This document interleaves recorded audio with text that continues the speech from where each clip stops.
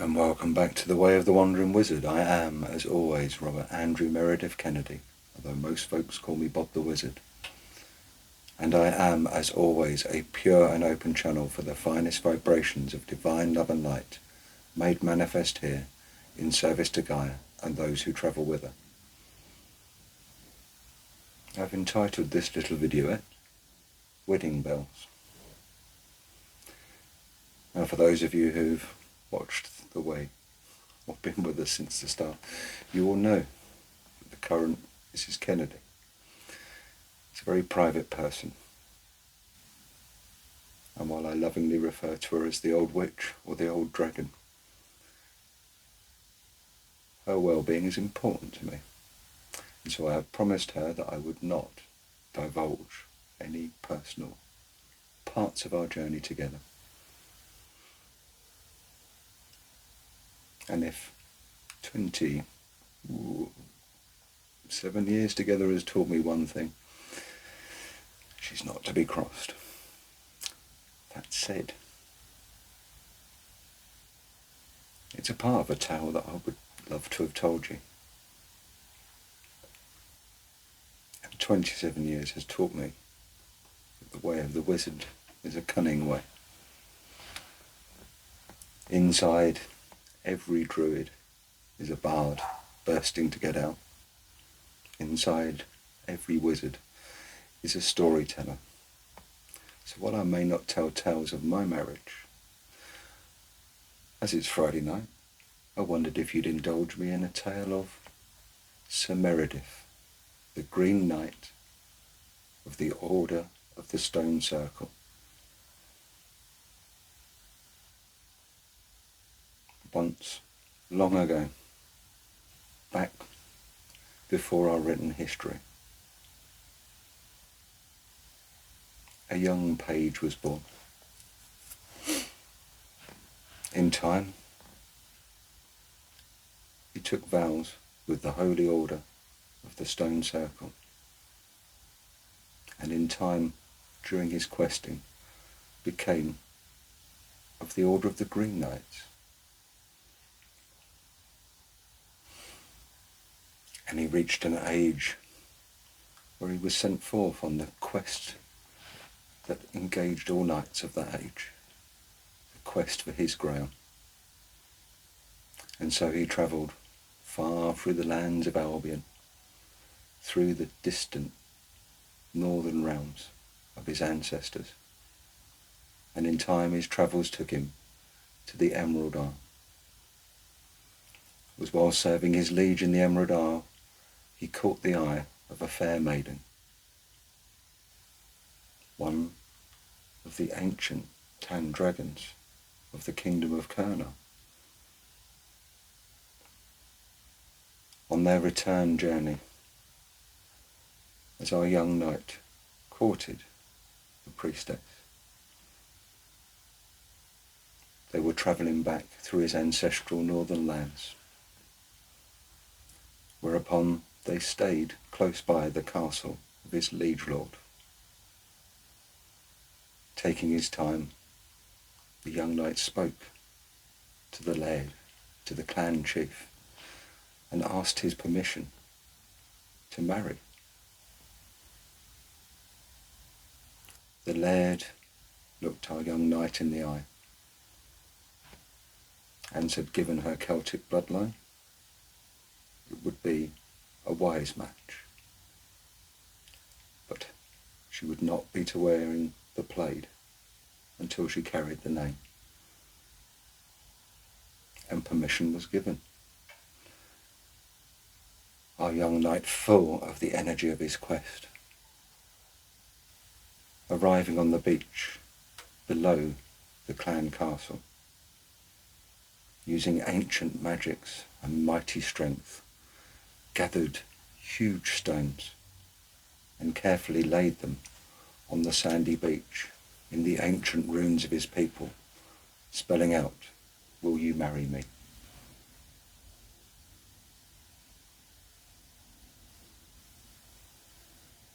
A soggy need moment later, and his troth was accepted. Negotiations began with her liege and father, a high lord of Carno and of high renown. The young knight asked for her hand and was informed what's wrong with the rest of her. And more importantly, she's of strong will. What does she say? Agreements were struck and plans were set. A year passed and the wedding party started to travel west to the ancient lands of Kurna.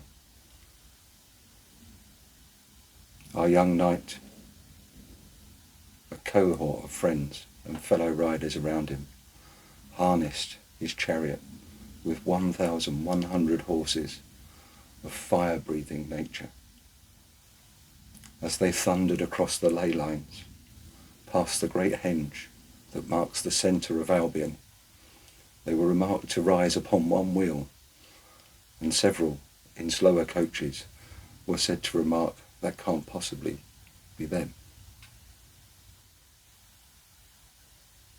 Arriving on the borders, the company took their rest.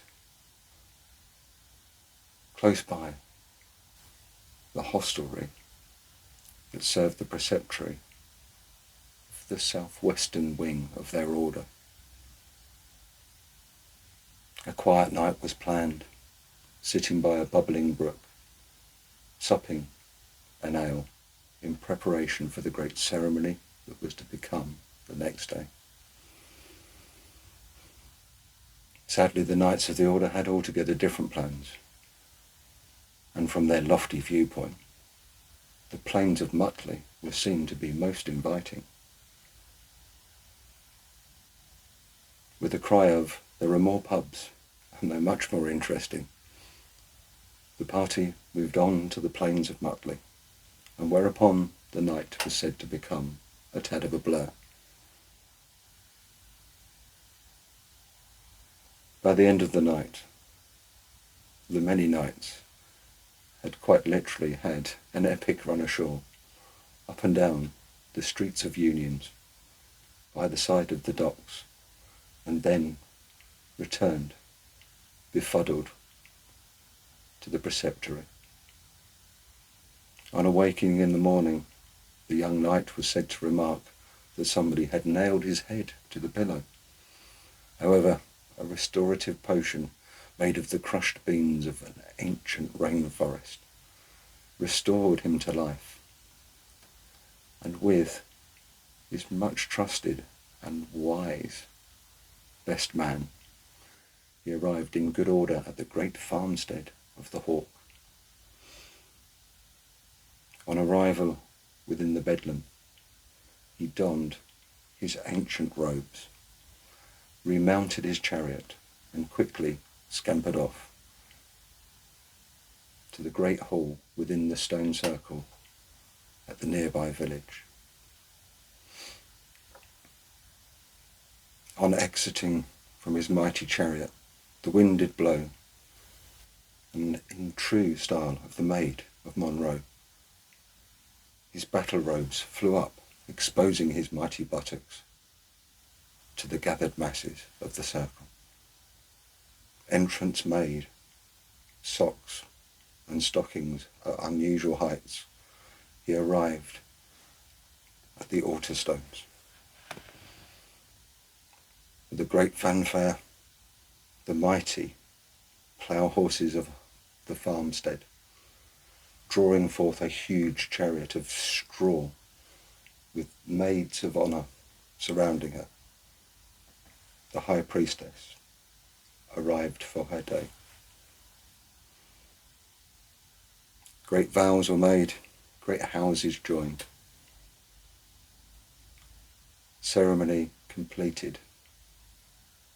The happy couple remounted the mighty steed and rode to the village, to the feasting halls, where much frivolity and many speeches were given, promising great harvests. As the night progressed,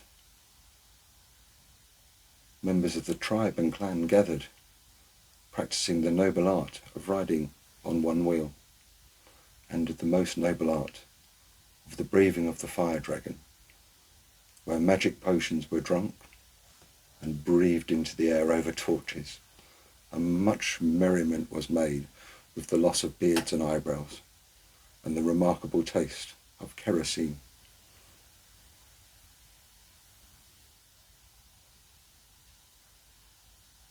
Alas, the party had to end in the village, for the local bursars were much tired of the ever-pumping noise from the quo, the local minstrels who were entertaining the crowds.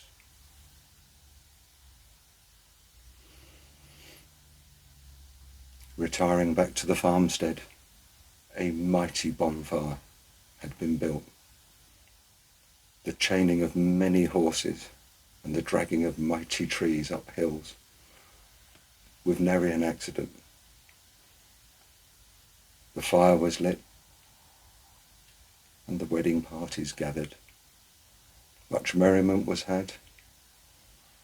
Some knights, embravened by the mighty local brews, were seen to disappear off to go and hunt the local beasts, of which many a scary tale has been told. Yet others sat around and giggled incessantly all night, while others talked. As the fire dimmed low, the ancient tradition of leaping the fire started to unfold. A mighty warrior of the local tribe, Sir Gary, a good friend and a fine soul, was seen to leap the fire, losing his footing and face planted full into a bonfire. Whereupon he emerged unscathed and entered legendary status amongst his brethren. Alas, as the sun rose, even this party came to a lull,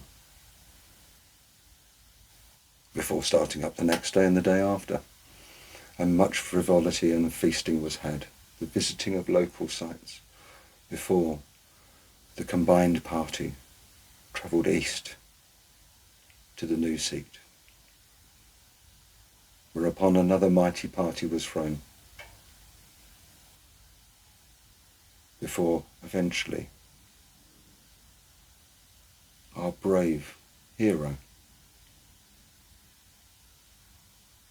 and his good lady retired on a ship of the air off to the Isle of 365 beaches.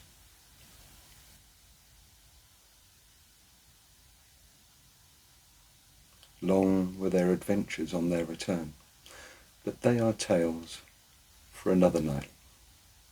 If this one goes out and I manage to get away with that one,